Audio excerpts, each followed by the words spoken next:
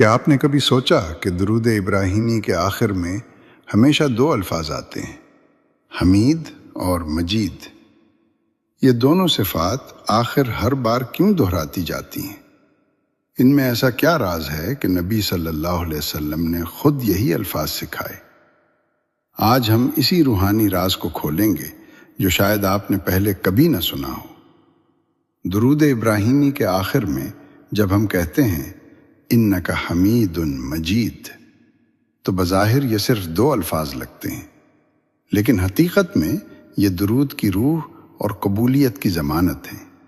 ایک، اللہ کی صفت حمید، شکر اور تعریف کا مرکز۔ حمید کا مطلب ہے وہ ذات جو اپنی تعریف آپ ہے، جس کی ہر نعمت کا شکر ممکن ہی نہیں، جو ہر حال میں تعریف کے لائق ہے۔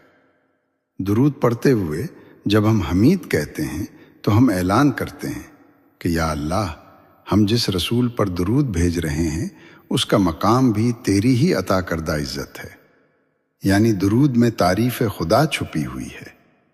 دو، اللہ کی صفت مجید، عظمت اور شان کی بلندی۔ مجید کا مطلب ہے وہ جو بڑائی والا ہے، جس کی شان بے حد ہے، جو عزت بھی دے اور اسے بلند بھی کر دے۔ درود کے اس حصے میں ہم اللہ کی عظمت کا اعتراف کرتے ہیں کہ یا رب، ہم جس نبی پر رحمت مانگ رہے ہیں ان کی عزت بھی تیری شان کے مطابق ہی ہو، یعنی یہ صفت نبی صلی اللہ علیہ وسلم کی عظمت کی بلندی کی دعا ہے۔ تین، یہی دو صفات کیوں؟ درود ابراہیمی میں نہ رحیم آیا، نہ کریم، نہ کوئی اور صفت، صرف یہ دو، حمید اور مجید۔ کیوں؟ کیونکہ حمید تعریف کو سمیٹ لیتا ہے اور مجید عظمت کو سمیٹ لیتا ہے۔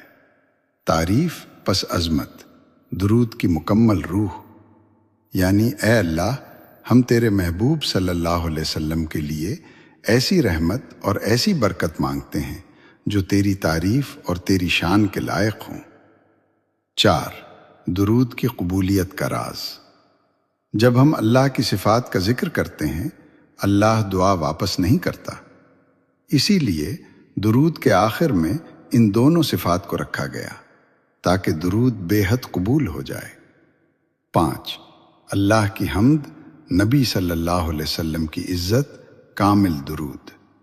یہ دو صفات دراصل ہمیں یہ سبق دیتی ہیں کہ نبی صلی اللہ علیہ وسلم کی شان بلند کرنا، اللہ کی تعریف بیان کرنا، دونوں ایک ہی درود میں اکٹھے ہو جاتے ہیں۔ یہی درود کو سب سے افضل بناتا ہے۔ درود ابراہیمی کے یہ دو الفاظ بظاہر چھوٹے ہیں، مگر ان میں اللہ کی دو عظیم صفات اور پوری روحانی حکمت چھپی ہے۔